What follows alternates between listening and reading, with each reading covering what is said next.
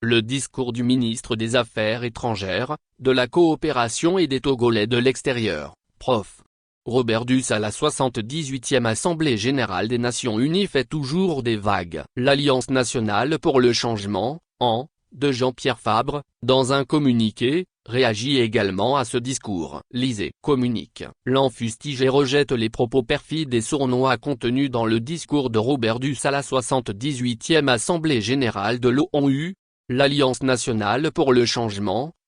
a suivi avec effarement le discours perfide et scélérat que le régime RPT-UNIR, par la voix de son ministre des Affaires étrangères Robert Duss, a débité à la tribune de la 78e Assemblée générale de l'Organisation des Nations Unies, ONU, pour bluffer et enfumer une fois encore, une communauté internationale désormais complaisante à l'égard des frasques de la dictature militaire, dynastique et clanique, qui régente le Togo et le peuple togolais depuis 60 ans. C'est donc à juste titre que des voix s'élèvent, indignées et outragées, pour réprouver et fustiger la mascarade grotesque et injurieuse pour le peuple togolais, à laquelle Robert Duss s'est livré, avec beaucoup d'audace, d'arrogance et d'insolence devant les nations du monde, ce 21 septembre 2023, au mépris de l'intelligence des observateurs généralement bien informés, bien renseignés et bien documentés sur l'évolution tragique de la situation politique du Togo, depuis l'assassinat crapuleux du père de l'indépendance et fondateur de la nation togolaise,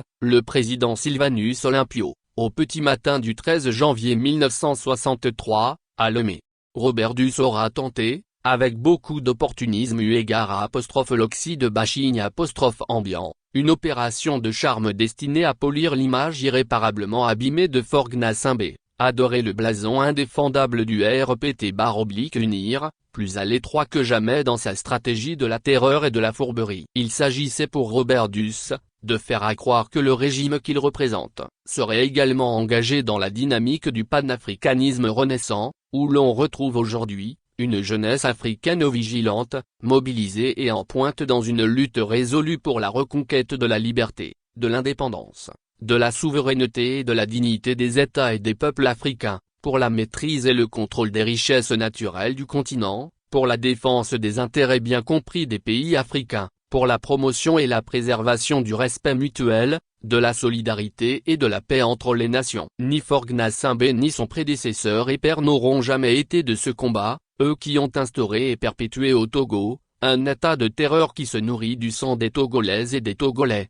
à travers le système RPT-UNIR, imaginé, créé, structuré et planifié à cet effet. Un système de prédation qui, au dire même de ses créateurs, permet à une minorité d'accaparer les richesses nationales, en laissant la grande majorité croupir dans la misère, la précarité et le dénuement. Un système d'oppression qui se maintient par la force des armes de guerre, par la fraude électorale et par la corruption. Le gouvernement auquel appartient Robert Duss est très mal placé aux yeux des Togolaises et des Togolais, pour crier à une Afrique blessée et meurtrie, au moment où le système RPT-UNIR continue d'asservir le peuple togolais, privé de ses libertés et droits fondamentaux, blessé, meurtri, embastillé, assassiné, fusillé, constamment exposé à l'injustice, à l'arbitraire et aux exactions des forces de défense et de sécurité instrumentalisées. Comment le gouvernement auquel appartient Robert Duss peut-il s'investir dans la recherche de la paix et de la sécurité lorsqu'il est et demeure le produit d'un système RPT-UNIR qui n'hésite pas à envoyer les forces armées togolaises prendre d'assaut le siège du Premier ministre du Togo, le 3 décembre 1991, pour mettre fin à une transition politique analogue à celle pour lesquelles il prétend aujourd'hui privilégier la négociation et la voie diplomatique. Comment le gouvernement auquel appartient Robert Duss peut-il s'investir dans la recherche de la paix et de la sécurité lorsqu'il est et demeure le produit d'un système RPT-UNIR qui a massacré des centaines de Togolais lors d'une simple manifestation publique pacifique au Jardin Fréau en janvier 1993, en présence des ministres français et allemands de la coopération. Comment le gouvernement auquel appartient Robert Duss peut-il s'investir dans la recherche de la paix et de la sécurité lorsqu'il est et demeure le produit d'un système RPT-UNIR qui, en plus de la série de coups d'État militaires, institutionnels et constitutionnels perpétrés la même nuit, au décès de Gnassingbé Yadema en 2005, s'est employé à massacrer des centaines de Togolais autour du hold-up électoral qui a suivi ce décès, pour permettre à son fils, Faure-Gnassingbé, d'accéder au pouvoir,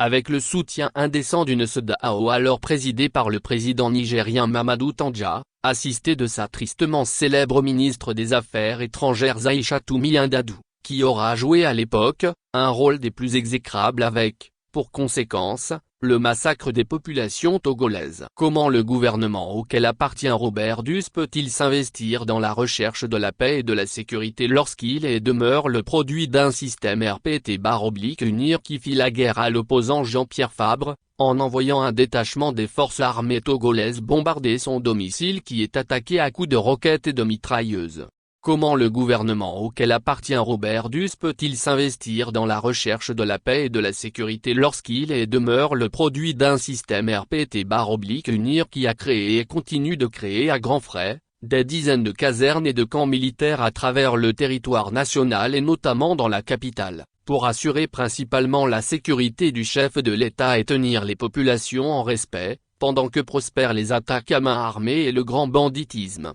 et pendant que l'on assiste à des incursions terroristes répétées, cause de morts, de blessés, de mutilés et de populations déplacées, notamment dans la partie septentrionale de notre pays, sans les ripostes appropriées. Comment le gouvernement auquel appartient Robert Duss peut-il s'investir dans la recherche de la paix et de la sécurité lorsqu'il est et demeure le produit d'un système RPT-UNIR qui maintient dans ses geôles des dizaines de prisonniers politiques, après avoir contraint de nombreux autres compatriotes à l'exil ou à la clandestinité? Comment le gouvernement auquel appartient Robert Duss peut-il s'investir dans la recherche de la paix et de la sécurité lorsqu'il est et demeure le produit d'un système RPT-UNIR qui n'hésite pas à livrer des réfugiés en quête d'asile politique au Togo, à traquer et à assassiner sur place à l'étranger ou à kidnapper et à rapatrier des exilés politiques togolais pour être soumis à toutes sortes d'exactions? Comment le gouvernement auquel appartient Robert Duss peut-il s'investir dans la recherche de la paix et de la sécurité lorsqu'il est et demeure le produit d'un système RPT-UNIR prompt à financer ou à participer directement ou indirectement à des coups tordus france-africains visant à déstabiliser d'autres États? Un système prompt à brader la gestion d'infrastructures nationales stratégiques tels que le port autonome de Lomé à des groupes france-africains tels Bolloré, contre le financement en retour de la campagne électorale du candidat Faure-Gnassingbé. Comment le gouvernement auquel appartient Robert Duss peut-il s'investir dans la recherche de la paix et de la sécurité lorsqu'il est et demeure le produit d'un système RPT-UNIR qui, après avoir pris part à toutes les décisions des sommets des chefs d'État de la CEDEAO visant un embargo total et une intervention armée contre la République sœur du Niger,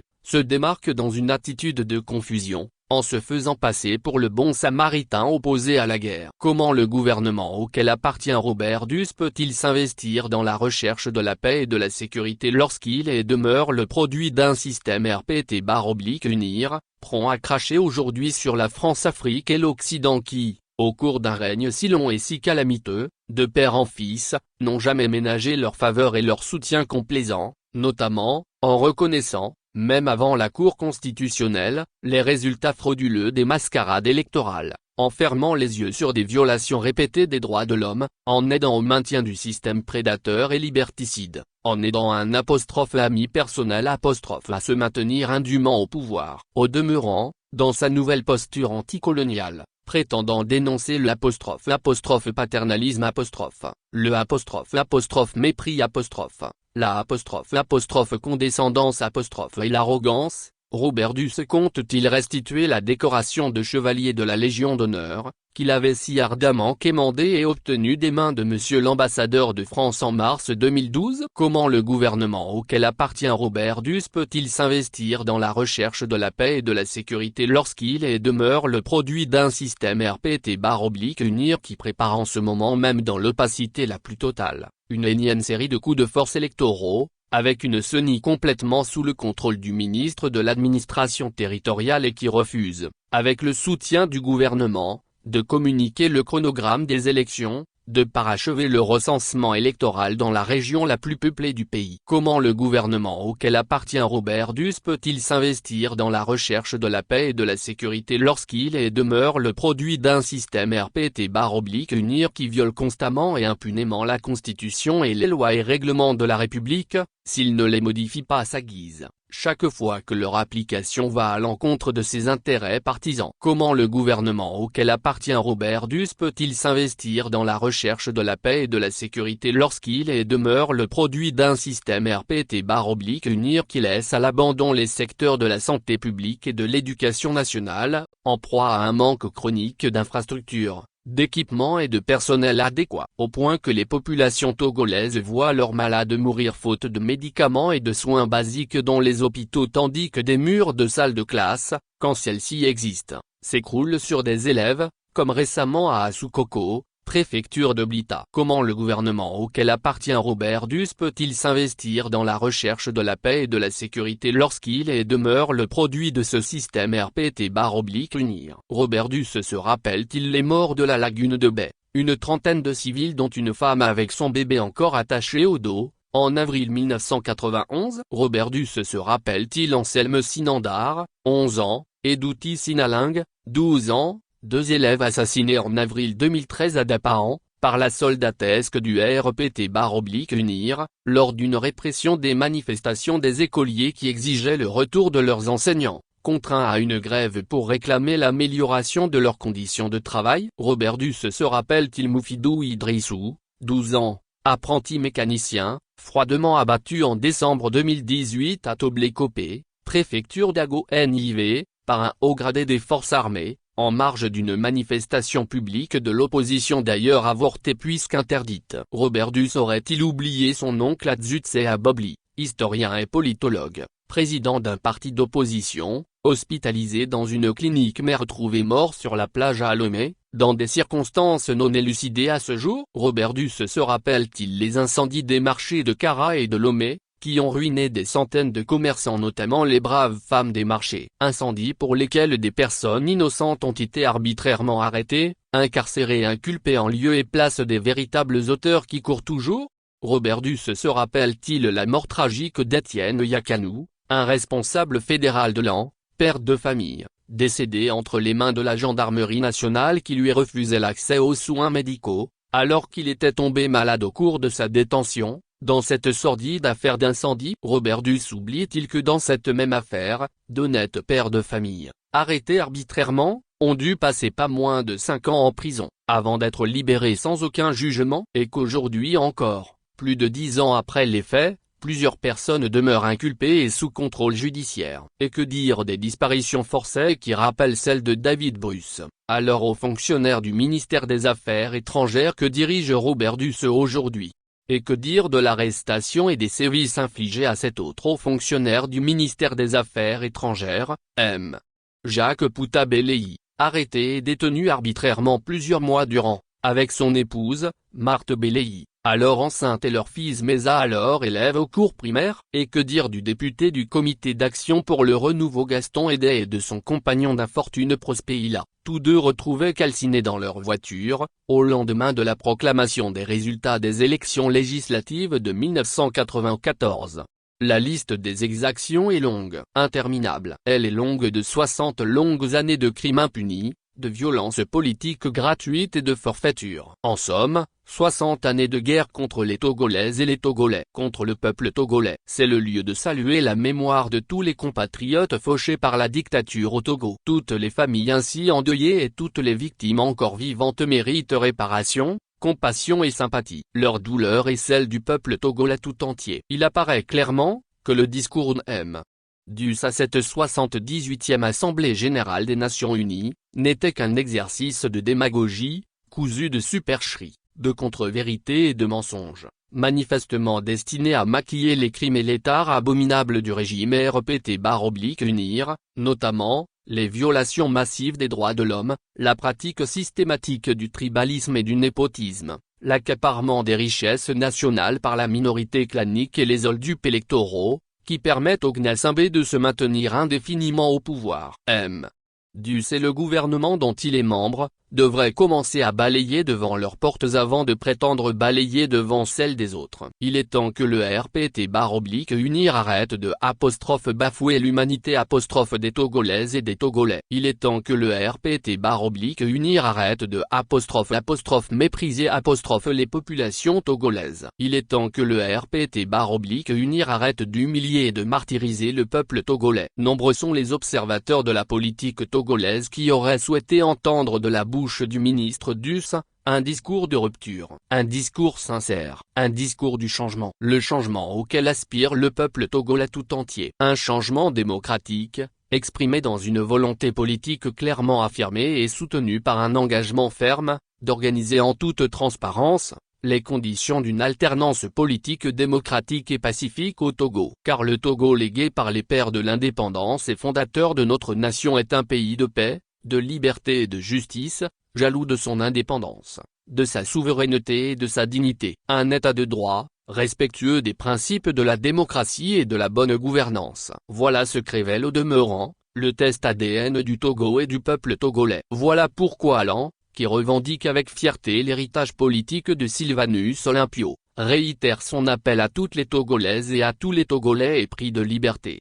de justice et de paix, en particulier la jeunesse, pour qu'ensemble, tous se mobilisent autour du flambeau de la Blodé, afin de reconquérir les droits bafoués du citoyen et de mettre fin au calvaire infligé aux filles et aux fils de notre cher pays le Togo, par le système RPT-UNIR. Il s'agit de dire définitivement non au régime d'imposture et d'oppression que M. Robert Duss est allé présenter devant le concert des nations, avec une couche de vernis trompe-l'œil. Il s'agit de réaliser l'alternance et le changement au Togo. C'est l'ensemble du peuple togolais qui est fatigué par les mensonges, les errements et la gouvernance ruineuse du système RPT-UNIR. Et pour la survie de tous, l'on appelle à l'alternance et au changement. Il faut arrêter la forfaiture. Il faut arrêter l'imposture. 60 ans de dictature, ça suffit. La présente déclaration est la réaction politique officielle de l'Alliance nationale pour le changement, au discours de Robert Duss cette année à la tribune des Nations Unies. L'on choisit volontairement de la publier ce 5 octobre 2023, une date emblématique qui rappelle à toutes les Togolaises et à tous les Togolais